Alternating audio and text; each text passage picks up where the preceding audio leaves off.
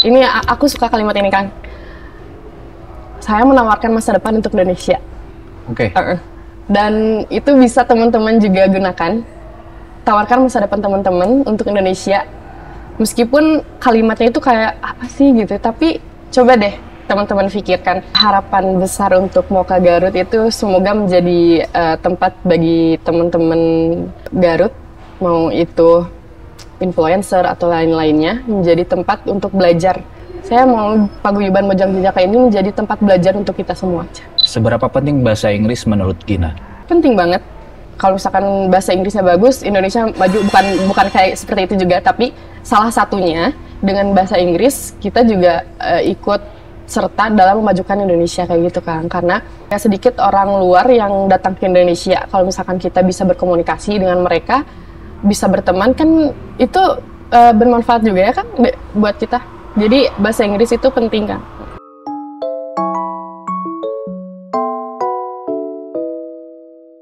Halo teman-teman Primary English, terima kasih masih menyaksikan Primary English Podcast. Saat ini kita senang sekali kehadiran seorang teman dari Mojang Jajaka Garut, yaitu Teh Gina.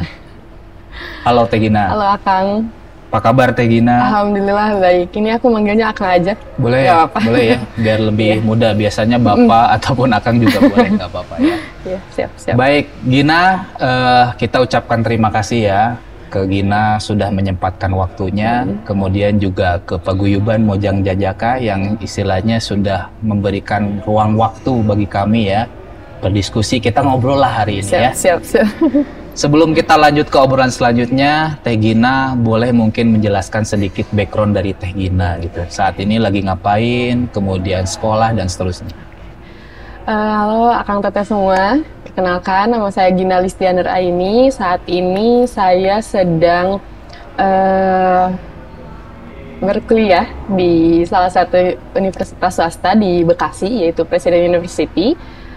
Dan kalau riwayat sekolah itu dari SD, saya ada di Garut Selatan, ada di daerah Pondei, barangkali akan ada yang tahu.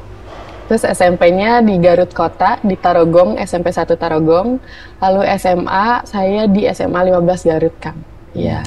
Lalu saat ini saya aktif di Paguyuban Mojang Jajaka Kabupaten Garut, alhamdulillah. Jurusan yang diambil tadi apa? Boleh cerita? Oh iya, jurusan yang diambil kebetulan teknik sipil. Iya, Kang. Mungkin boleh sedikit dijelaskan nih Teh, kenapa mengambil teknik sipil? Ya, kebetulan waktu awalnya itu SMA, saya kelas 1 masih belum bisa menentukan ya, saya mau ke jurusan apa. Tapi setelah konsultasi ke guru BK dan mendapat arahan, lalu dari tes IQ juga, dilihat dari hasilnya itu saya cenderung lebih condong ke teknik. Lalu dari tim sekolah mengarahkan ini jurusan yang kamu bisa ambil dan cocok sama apa sih kemampuan katanya gitu. Dan saya pikir-pikir dan tanya ke keluarga juga, diskusi bagusnya kemana, akhirnya saya memilih teknik sipil gitu Kak. Boleh cerita nggak sedikit aja teknik sipil itu ngapain aja sih kuliahnya? Boleh mata kuliahnya? Oh iya. Kalau kebetulan saya baru masuk juga ya Kang, masih belajarnya masih dasar-dasar. Untuk materi yang dipelajari di teknik sipil yang saya alami itu ada kalkulus, tentunya ada perhitungannya Kang, kalkulus, lalu ada mekanika teknik, lalu ada praktek-praktek juga karena mungkin masih semester awal, jadi masih dasar-dasarnya aja kayak pengenalan gitu. Ada juga materi umum kayak emotional intelligence juga kami belajar waktu itu. Lalu ada menggambar, kita harus bisa menggambar manual sama di aplikasi kayak gitu kan. Mungkin baru perkenalan awal aja gitu. Untuk selebihnya pasti lebih ini ya, lebih terfokuskan. Misalkan aku mau belajar di bagian tanah, nanti digalinya terus di sana kayak gitu kan. Oke. Jadi untuk sekarang masih awal-awal. Jadi nanti bagi teman-teman yang mungkin punya cita-cita sama ya, nanti bisa nanya-nanya nih, barangkali mau masuk nih ke teknik sipil, apa aja yang perlu dipersiapkan bisa mungkin ya ke Teh Gina ya. Di Instagramnya juga boleh nanti dilihat ke Teh Gina aja. Teh Gina, saya pengen narik ke belakang nih mengenai Gina kecil waktu dulu ya, waktu boleh. tinggal di Pendey, di Garut Selatan. Cita-citanya apa sih? Oke. Menarik sekali. Maksudnya dulu tuh cita-cita aku, kata orang tua dari umur 5 tahun itu emang cita-cita kalau misalkan ditanya, Neng Gina hoyong janten naon ke pamitos ageng gitu. Itu aku katanya tuh selalu ngejawab jadi polwan. Jadi polwan. Itu sampai SD, SMP aku memang pas SMP tuh ditanya polwan gitu. Mungkin karena aku nggak inget waktu kecil aku jawabnya polwan, tapi pas SMP tuh memang ada rasa ingin jadi polwan gitu, kayak cita-cita aku pengen jadi polwan. Lalu masuk ke organisasi pramuka gitu. Terus apa ya? Dibilang ambis enggak, tapi kayak misalkan aku tertarik banget nih sama polisi wanita gitu. Tapi waktu SMA tuh nggak jadi, Kang. Aku nggak, maksudnya si rasa ingin jadi polisi itu mengurang gitu. Karena mungkin setelah dilihat-lihat, memang kalau misalkan dari fisik banyak yang mendukung ya aku jadi polisi, tapi dari minat udah tidak terlalu gitu kan. Kalau misalkan aku memaksakan pun juga takutnya kurang ini ya, maksimal kayak gitu. Kalau misalkan ditanya kecilnya mau jadi apa, pasti jawabnya polwan kayak gitu, Kang. Kalau saat ini cita-citanya? Kalau saat ini saya lebih ke pengen buka usaha. Aku pengen jadi pengusaha gitu, Kang. Oke, lebih spesifik udah diarahkan misalkan pengen jadi pengusaha apa? Aku pengen terjun di dunia fashion. Fashion ya? Iya, kan karena kebetulan aku suka gambar juga. Jadi kayak aku mulai, ya kalau misalkan nggak ada kegiatan aku ngerancang, aku pengen ngejahit baju nih, tapi pengen desainnya tuh aku sendiri gitu. Nah aku mulai ngegambar, terus misalkan karena aku nggak bisa ngejahitnya, jadi aku pergi ke tukang jahit, terus minta, Pak desainnya kayak gini kayak gitu. Mungkin usahanya pengen di bidang fashion. Oke, jadi ya mudah-mudahan cita-cita itu bisa terwujud ya. Iya, meskipun jurusan yang diambil teknik sipil, tapi kan tidak menutup kemungkinan ya, Kang ya. Karena kalau misalkan bisa berbarengan, kenapa enggak? Gitu. Betul. Dan kita selaku anak muda ya, Gina, itu kita harus mempersiapkan berbagai macam kemungkinan di masa depan, gitu ya. Kan pekerjaan aja udah banyak yang gak menentu ya. Kayak sekarang aja misalkan jadi selebgram, itu kan pekerjaan baru gitu. Betul. Kuliahnya apa selebgram, ada nggak? Nggak ada gitu. Itu muncul tiba-tiba. Makanya saya setuju dengan Gina bahwa sebuah statement kita nggak pernah tahu di masa depan kita akan menjadi apa, maka persiapkan dari sekarang. Iya, betul. Saya pengen beralih ke Mojang Jajaka nih, Teh Gina, kalau boleh ya. Saya penasaran dengan pertanyaan, gimana ceritanya Gina bisa masuk ke Mojang Jajaka? Oke, ini aku sedikit cerita aja ya, mungkin ya Kang, dari awal kenapa aku mau ikut ke audisi Mojang Jajaka. Itu awalnya SMA tuh aku memang anaknya tuh organisasi banget gitu, paskibra, lalu basket juga aku ikut. Nggak ada kepikiran sama sekali mengikuti ajang-ajang seperti ini. Lalu beres SMA itu aku menghadiri acara pernikahan dan jadi pagar ayu. Nah di pagar ayu itu make up artisnya menawarkan, mau nggak nih jadi model, katanya. Model make up katanya biasa aja katanya gitu, iseng-iseng kalau misalkan ada waktu gitu. Awalnya itu, terus kayak saya mau itu sekali itu. Lalu tiba-tiba ada yang nawarin, Neng mau nggak ikut lomba fashion show katanya gitu. Di 2000 berapa nih? Itu 2021. Oke, setahun sebelum ajang ini ya. Oke. Itu 2021 ditawarin mau ikut ajang lomba fashion show gak gitu kan.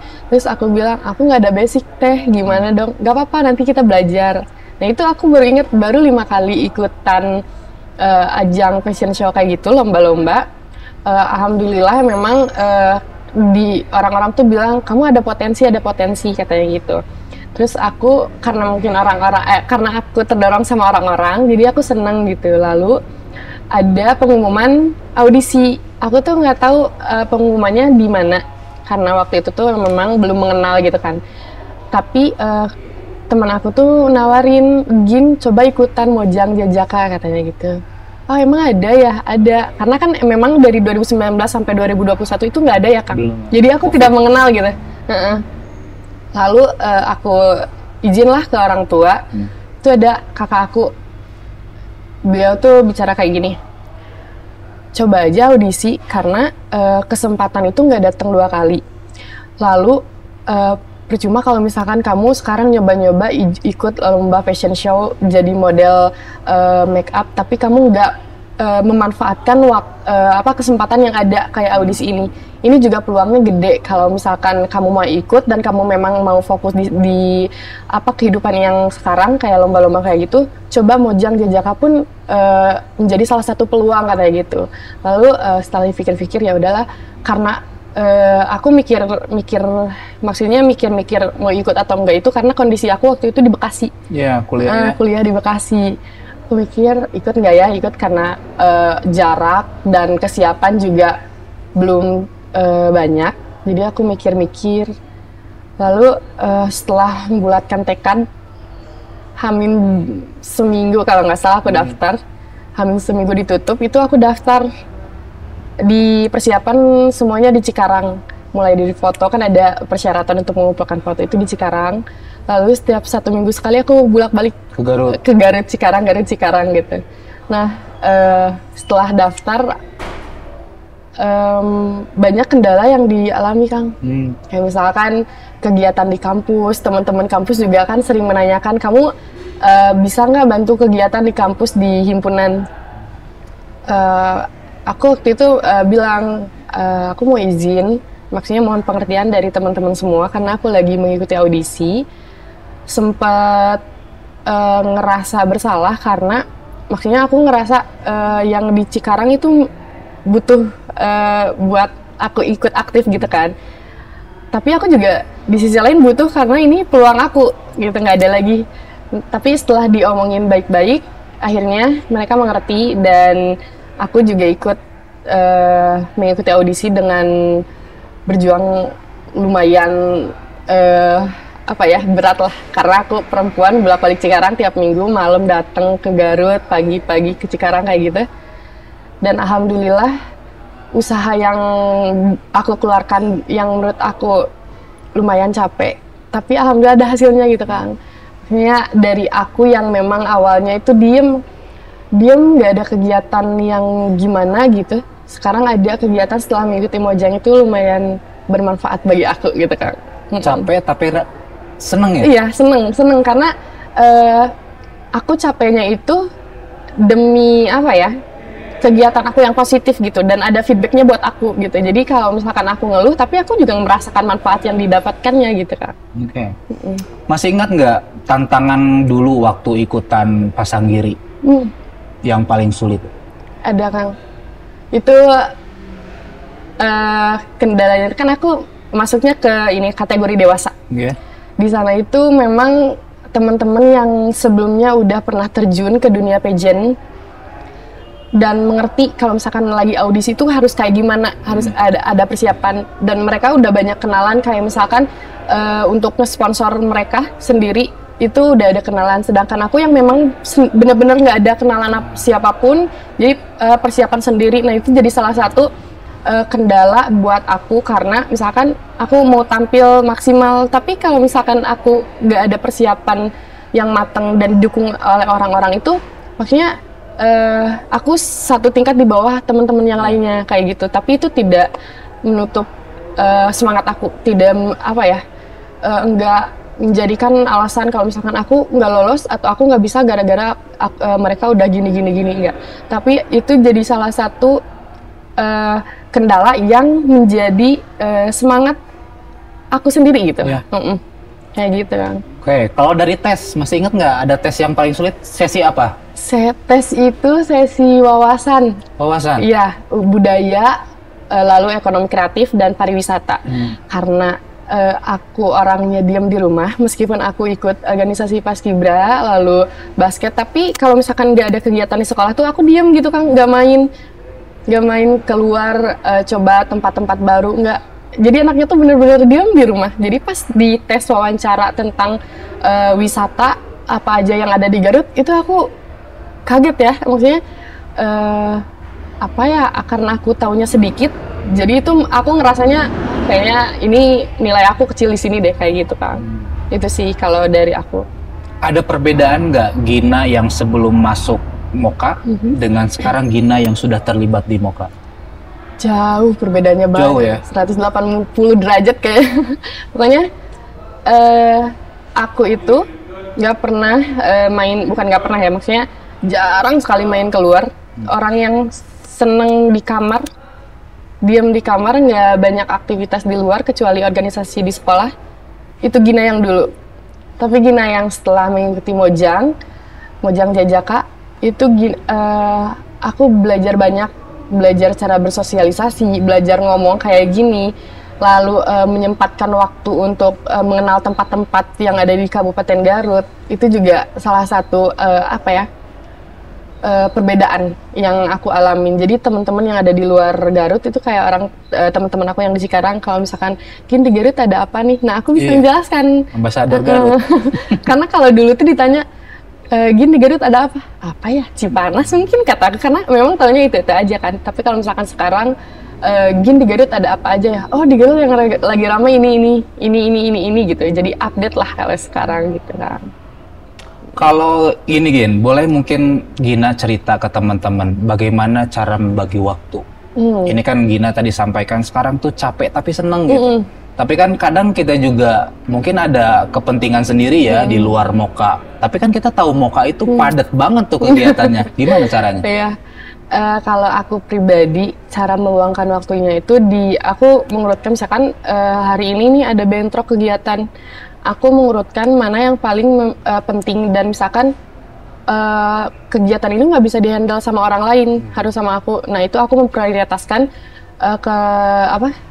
kehadiran aku di sana. Kalau misalkan sekiranya kegiatan yang lainnya masih bisa aku handle di hari selanjutnya, nah aku handle di hari selanjutnya kayak gitu Kak. Oke, jadi kembali ke skala prioritas ya?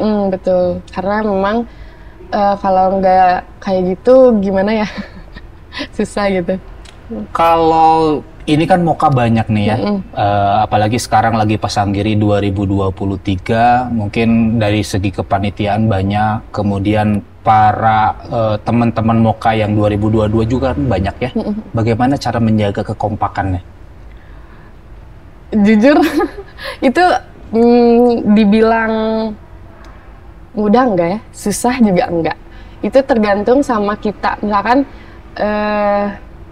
kalau misalkan lagi ada kegiatan gitu pasti ada ada perselisihan sedikit, gesekan sedikit gitu kan.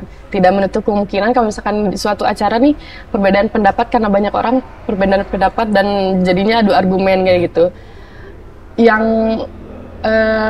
kami lakukan selama ini agar tetap menjaga kekompakan itu, kita obrolin semuanya. Kayak misalkan, oh ini nggak bisa nih, aku nggak bisa, aku bisa. Terus yang bisa itu ngerasa dia capek atau gimana. Nah itu kita obrolin semuanya, karena kan ada orang di paguyuban itu yang memang kita dewasakan. Nah kita obrolin semuanya, lalu diminta masukan, minta arahan, ini bagusnya kayak gimana, karena kita nggak bisa kerja sendiri, kita harus kompak gitu biar acaranya lebih bagus. Itu diobrolin, lalu saling introspeksi lah kayak gitu. Oke, jadi ini teman-teman kunci juga nih bagaimana cara menjaga kekompakan ya, baik dari pertemanan ataupun sebuah organisasi. Jadi intinya komunikasi ya, tadi kemudian saling menghargai juga, dan juga introspeksi gitu. Iya, betul. Oke. Kalau harapan Gina nih ya mengenai Pasanggiri yang 2023 saat ini, ada harapan nggak harus kriterianya yang menang kayak gimana atau gimana? Tentunya ada, karena kita nggak mungkin mengadakan Pasanggiri yang kita nggak punya harapan untuk kedepannya gitu kan. Diadakannya Pasanggiri tahun ini tuh karena kita ingin meregenerasi Mojang Jajaka yang sebelumnya gitu. Paguyuban ini ingin lebih maju kan, maksudnya kalau misalkan kita tidak mencari orang baru untuk meregenerasi, itu gimana caranya untuk si tujuan kita tercapai kayak gitu. Kalau misalkan disebut kriterianya apa aja, itu banyak sebetulnya. Tapi kita mau cari yang memang anak-anaknya itu mereka bisa dan mengerti gitu. Kalau misalkan mereka tahu nih Mojang Jajaka tuh kayak gini, tapi nggak ada kemauan dari dirinya sendiri, itu kan susah juga ya. Nah, kita nggak bisa cari orang yang pinter aja tapi nggak ada kemauan, nggak bisa. Ada juga kita nyari orang yang mau tapi dia tuh sama sekali nggak ngerti. Nah, ada itu tuh jadi salah satu PR untuk kita semua. Tapi gimana caranya kita untuk menentukan kriteria itu dengan adanya Pasanggiri ini gitu. Jadi kita menseleksi orang-orang tersebut, kebutuhannya apa, bisanya apa, kita satukan di sana kayak gitu. Jadi keren ya, baik. Gina kan sudah mengikuti berbagai macam program MOKA ya, mulai dari kepariwisataan, kemudian mungkin ada UMKM, sudah banyak lah kegiatan yang sudah diikuti. Ada momen yang paling seneng nggak di mana tuh? Ada kan, itu waktu pembagian tugas dari MOKA. Kalau misalkan di MOKA kan ada kita berbagi tugas, misalkan kamu tugas di daerah ini, di kegiatan ini. Nah itu aku kalau misalkan dibagi tugas seneng. Karena aku tampil ke depan kan, maksudnya, oh ini aku Mojang Jajaka, aku bertugas hari ini di sini. Kalau misalkan tampil nih, misalkan di acara kegiatan peresmian apa, itu aku suka karena orang-orang pasti lihatnya ke ini ya kan, apa yang kita pakai. Oh ini Mojang Jajaka, terus kayak kita bertampil ramah gitu, kayak menyapa orang-orang. Itu aku suka banget kan, karena sebelumnya kan aku nggak kenal banyak orang, terus tiba-tiba kenal dan orang-orang tuh pada notice kita kayak, itu Mojang, itu yang bikin aku seneng di Mojang gitu. Banyak banget. Teh Gina, ada harapan besar nggak Teh Gina bagi MOKA Garut di masa depan? Ada Kang, harapan besar untuk MOKA Garut itu semoga menjadi tempat bagi teman-teman Garut, mau itu influencer atau lain-lainnya, menjadi tempat untuk belajar. Karena yang saya dapatkan di MOKA itu banyak banget pembelajarannya. Pokoknya saya nggak muluk-muluk pengen ini itu atau apapun itu. Saya mau Paguyuban Mojang Jajaka ini menjadi tempat belajar untuk kita semua. Keren. Baik. Oke, Gina, saya pengen nanya mengenai buku nih kalau boleh ya. Buku apa yang paling berkesan bagi Gina yang sudah dibaca? Saya tuh awalnya baca novel cerita fiksi yang kayak gitu. Tapi ada satu buku, bukan novel, tapi itu lebih ke bagaimana cara saya untuk bersikap bodo amat. Itu ada judulnya Seni untuk bersikap bodo amat. Yang warna oranye? Iya, yang warna oranye itu. Itu aku waktu itu nggak sengaja baca di Gramed, lagi jalan-jalan. Terus aku lihat, kayaknya ini menarik deh. Lalu aku baca dan betul itu berkesan banget buat aku. Dengan pribadi aku yang memang sebelumnya tidak terlalu terbuka sama semua orang, itu membantu Kang buat aku. Itu cukup berkesan banget. Karena awalnya aku cuma baca novel yang cerita-cerita, terus baca itu, aku jadi tertarik ke baca-baca yang lain. Ya. Kayak gitu kan. Ya, saya rasa itu bagus sekali gitu untuk bersikap bodo amat, apalagi di hiruk pikuk sosial media sekarang ya. Betul. Gitu. Yang mana udah bener aja tetap aja dikomentarin. Gitu. Makanya bodo amat lah gitu. Iya, betul. Karena emang kita nggak bisa nyenengin semua orang, nggak bisa. Iya, betul. Itu setelah baca buku itu, aku dulu sempat ada di ospek jurusan, tuliskan motivasi kamu saat ini. Dan aku menuliskannya seni untuk bersikap bodo amat. Good. Karena waktunya si buku itu tuh memang berubah, berpengaruh gitu buat aku sendiri. Kayak, oh ini bukunya tuh kayak simple tapi banyak banget buat aku pribadi gitu manfaatnya. Kayak aku jadi tidak terlalu memikirkan hal yang enggak. Terus kayak aku jadinya bisa terfokus sama tujuan aku. Kayak gitu. Betul. Makanya ya nanti teman-teman yang belum baca itu bisa jadi salah satu rekomendasi ya. Iya betul. Kalau novel judul apa tadi yang sering dibaca? Aku itu suka sama Terelie. Oke. Terelie itu salah satu penulis yang paling produktif ya. Betul, aku tuh sampai mikir, kok bisa ya orang mikirnya kayak gini? Kok bisa ya dia buat cerita yang bisa banyak seriesnya gitu loh. Kayak kok bisa nyambung kayak gini, kok bisa membuat karakter dengan karakter buatan mereka tuh bisa banyak gitu. Kayak nggak ngerti, keren banget pokoknya. Bahkan saya pernah suudon Terelie itu jangan-jangan ChatGPT. Karena kan dia buku dewasa ada, buku dongeng ada. Bahkan ketika Terelia ke Garut, tahu nggak? Oh, aku belum tahu. Terelia pernah ke Garut ketika Gramedia buka gitu ya. Yang pertama dia live Instagram. Saya nonton tuh, tiba-tiba ada sesi tanda tangan. Maka saya sengaja beli buku di Gramedia ya. Tapi bawa buku yang anak-anak cerita gitu. Tanda tangan lah sama Terelia. Saya juga baru tahu ternyata Terelia ada ya buat anak dongengnya gitu. Yang cerita gitu, bercerita bergambar. Kata saya, makanya dulu saya nanya, gimana sih caranya ya ketika live Instagram ya, bisa seproduktif seorang Terelia gitu. Ya mungkin Terelia lagi nonton, ada tanda tangannya di saya gitu. Ya itu aku kagum banget sama Terelia, meskipun karena mungkin aku nggak punya basic buat cerita nulis saya kayak gitu ya. Pas baca buku-buku beliau tuh kayak, kok bisa gitu. Imajinasinya kuat ya. Nggak ngerti gitu. Bisa nggak sih ditransfer ke aku? Kalau dari film, biasanya kan kalau yang suka baca novel, biasanya suka juga ke film biasanya. Ada film yang memorable nggak? Kalau film, aku belum ada yang gimana gitu. Cuman kemarin tuh aku dikasih tahu sama dosen. Waktu itu ada kita sesi nonton bareng sama dosen. Aku lupa judulnya karena itu film dari Korea. Makanya kisahnya itu tentang perjuangan seorang anak. Di mana anak tersebut ngebantu keluarganya, ibunya. Dia jadi hidupnya tuh berdua. Aku lupa judulnya, tapi itu bagus banget filmnya. Kayak maksudnya memang kalau dari kualitas videonya itu nggak sebagus yang zaman sekarang karena filmnya dari lama. Tapi ceritanya bagus gitu, kayak kita belajar gimana caranya menghargai seorang ibu. Oh, oke. Kalau dari lagu, ada lagu yang sedang dengar saat ini? Lagu itu aku pecinta semua genre. Jadi semua jenis musik aku dengerin, mau itu jazz, pop, rock aku dengerin. Black metal?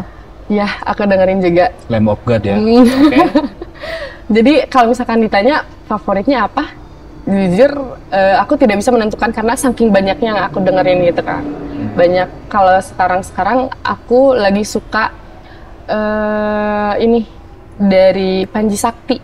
Itu luar biasa lagu-lagunya.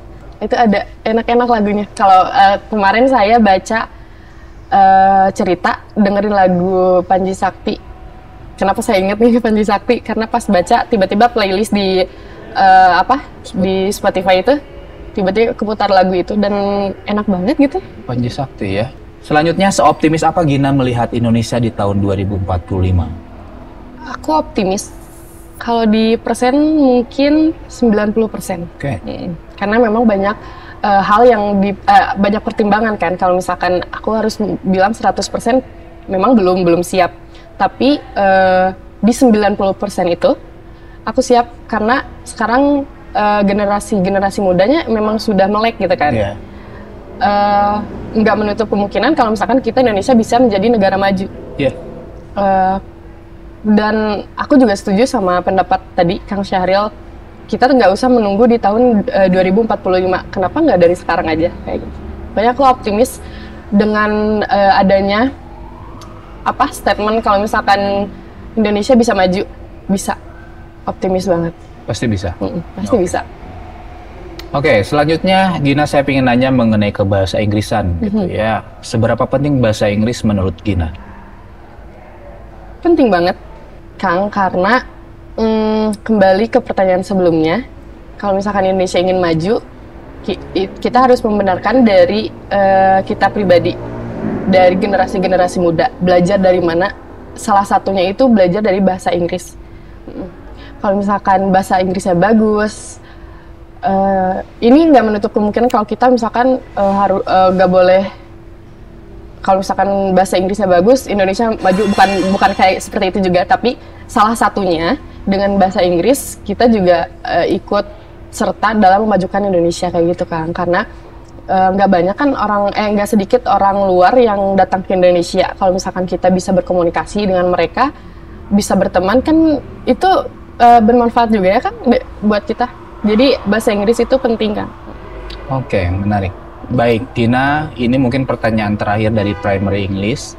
Ada pesan nggak buat teman-teman yang sedang menyaksikan? Sekaligus mungkin closing statement dari Gina.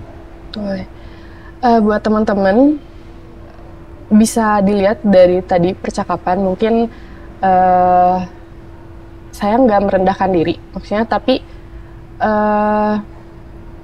bisa dilihat kalau misalkan saya itu dari orang yang nggak bisa apa-apa, dan sekarang sudah mencoba belajar berkomunikasi.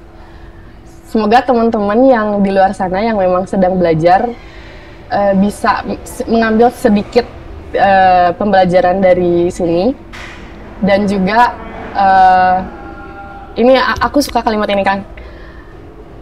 Saya menawarkan masa depan untuk Indonesia. Oke. Dan itu bisa teman-teman juga gunakan. Tawarkan masa depan teman-teman untuk Indonesia. Meskipun kalimatnya itu kayak apa sih gitu, tapi coba deh teman-teman pikirkan, masa depan nanti teman-teman itu buat siapa? Buat teman-teman, buat daerah teman-teman, dan juga untuk Indonesia. Kayak gitu. Oke, menarik Gina. Terima kasih banyak ya. Iya. Atur nuhun. Sami-sami, Akang. Semoga cita-citanya terwujud ya. Amin. Tadi pengen menjadi seorang wirausahawati gitu ya, yang di bidang fashion. Kemudian kegiatan di Mokanya dilancarkan. Amin, amin. Oke ya. Kemudian nanti beribu-beribu peluang bisa muncul ke Gina selanjutnya ya. Nuhun ya. Hatur nuhun, Kang. Oke teman-teman, itulah Gina Mojang Kabupaten Garut 2002. Terima kasih.